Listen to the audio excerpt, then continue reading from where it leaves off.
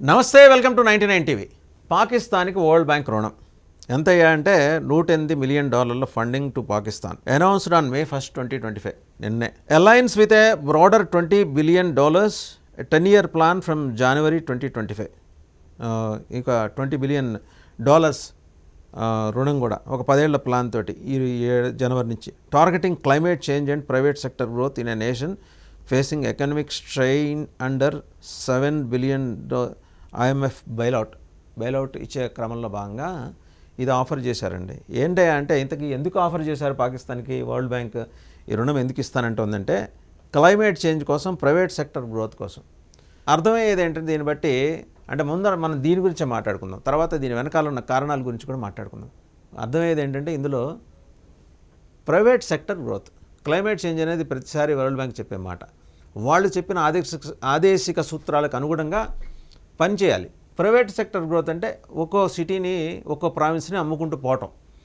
And అందరికీ అర్థమయ్యే భాషలో చెప్పాలంటే వాళ్ళేమంటారు, ఇన్ఫ్రా డెవలప్మెంట్ అంటారు, పోర్ట్ల నిర్మాణం అంటారు, లేకపోతే ఎయిర్పోర్ట్ల నిర్మాణం అంటారు, పరిశ్రమల ఏర్పాటు అంటారు. వాళ్ళ పెచ్చగాని పాకిస్తాన్లో పరిశ్రమలు ఏంటండి, టెర్రరిజం ఒక్కటే పాకిస్తాన్లో పరిశ్రమ. అంటే ఆయుధాలు కొనుక్కోవడానికి ఈ $108 మిలియన్ ఇస్తున్నారని అనుకోవాలా, లేకపోతే ఆయుధాల ఫ్యాక్టరీలు పెట్టుకోవడానికి. తిండి తిప్పల గురించి ఏం మాట్లాడలా. ప్రైవేట్ సెక్టర్ గ్రోత్ కావాల్సిందే, కానీ ఒక అన్ఇమాజినబుల్ గ్రోత్ గనక ఉంటే గనక ఏమి జరుగుతుందంటే పబ్లిక్ సెక్టర్ కుదేలైపోతుంది. ఇప్పటికే పాలు, నీళ్లు, ఇంత గోధుమలు దొరకని పరిస్థితిలో చిన్నాభిన్నమై ఉన్న పాకిస్తాన్ ఆర్థిక పరిస్థితి మరింతగా దిగజారుతుంది. ప్రైవేట్ సెక్టర్ అంటే అది పూర్తిగా కార్పొరేట్ల చేతిలోకి వెళ్ళిపోతుంది. ఆ కార్పొరేట్లు ఎవరు? వరల్డ్ బ్యాంక్ ద్వారా పాకిస్తాన్కి ఫండ్ ఇప్పించిన అమెరికాలో ఉన్న పెద్దలు.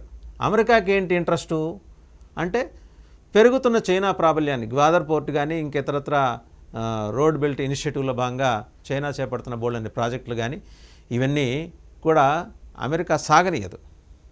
అమెరికా ఉద్దేశం ఏంటి, పాకిస్తాన్ సహా ఏ దేశమైనా తమ ముందు సాహో అనాలి. సో వాళ్ళేదో ప్రస్తుతానికి మనకి ట్రంప్ ఉన్నారు కాబట్టి మనకు సపోర్ట్గా ఉన్నారని అనుకోవటమే కానీ అంతిమంగా వాళ్ళు వ్యాపారం చేసుకుంటారు.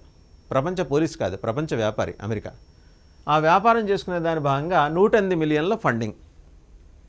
అర్థమైపోయింది. ప్రైవేట్ సెక్టర్ గ్రోత్ ఉన్న 4 ప్రావిన్సుల్లో ఎక్కడ వీలైతే అక్కడ ప్రైవేట్ సెక్టర్ గ్రోత్ చూసుకుంటారు. సైమల్టేనియస్గా వాళ్ళకున్న ఒకే ఒక ప్రైవేట్ సెక్టర్ టెర్రరిజానికి ఫండింగ్ చేసినట్టుగా మనం భావించాలి. దాని మీద వచ్చేస్తుంది.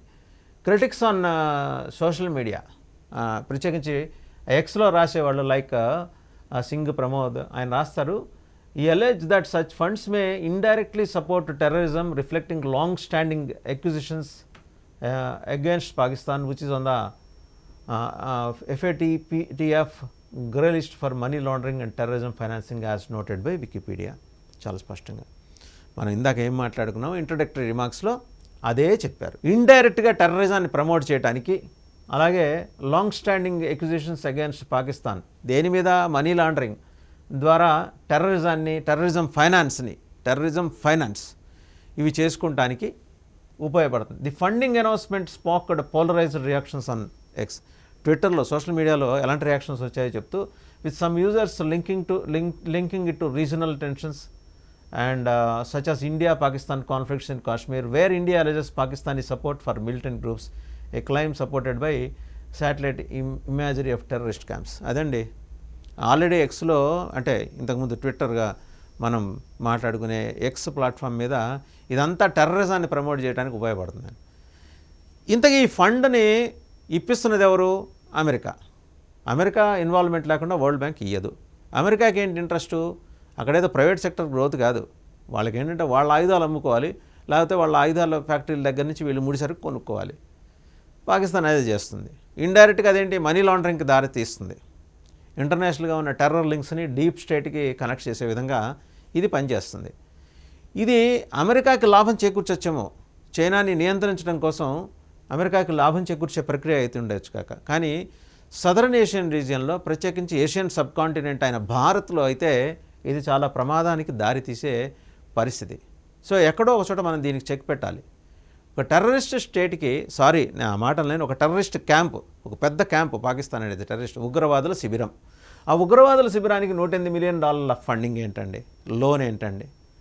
ప్రైవేట్ సెక్టర్ గ్రోత్ ఏంటండి? And climate change. ఖచ్చితంగా క్లైమేట్ చేంజ్ అవుతుంది. వాళ్ళు మరింతగా ఉగ్రవాదాన్ని ప్రోత్సహించే విధంగా వాళ్ళ క్లైమేట్ని మార్చుకుంటారు వాళ్ళు. ఓ పక్క సస్పెండ్ చేసింది మన భారతదేశ ప్రభుత్వం ఏది, ఇండస్ వాటర్ ట్రీటీని. ఎప్పుడు మళ్ళీ దాని సస్పెన్షన్ ఎత్తేస్తుంది, పూర్తిగా డిస్మిస్ చేయాలా, సస్పెండ్ చేసింది. పూర్తిగా మేము దాని నుంచి దూరం జరిగామంటలా, తాత్కాలికంగా ఈ ఒప్పందాన్ని నిలిపివేస్తున్నాం. మీరు కనుక టెర్రరిజంని స్పాన్సర్ చేయడం ఆపేస్తే తిరిగి పునరుద్ధరిస్తాం సింధు జలాల్ని. అప్పుడు మీ సింధు, పంజాబ్ ప్రావిన్సులు ఇవి కొంచెం జలకళతో కళకళలాడతాయి, జలసిరితో కళకళలాడతాయి. మీకు అది అక్కర్లా. లేచామా, గన్స్ కొన్నామా, భారతదేశం మీద పడ్డామా, హిందువుల్ని కాల్చి చంపామా, ఇలాంటి ఎజెండాతోటి, క్లియర్ ఎజెండాతోటి మీరు వెళ్తుంటే మీకు వరల్డ్ బ్యాంక్ ఫండ్ ఇవ్వటం మీద సోషల్ మీడియా దుమ్మెత్తిపోస్తుంది వరల్డ్ బ్యాంక్ని. సో చూద్దాం మరి. ఘనత వహించిన ఈయన జనరల్ మునీర్, ప్రస్తుతం ఈయనను హఫీజ్ సయీద్ కలిసి సౌదీ పారిపోయారు. మరి అక్కడి నుంచి వాళ్ళు సౌదీలో ఉన్నాడో లేకపోతే పాకిస్తాన్లోనే దాక్కున్నాడో, దావూద్ ఇబ్రహీంతో కలిసి ఏం ప్లాన్ చేస్తారు?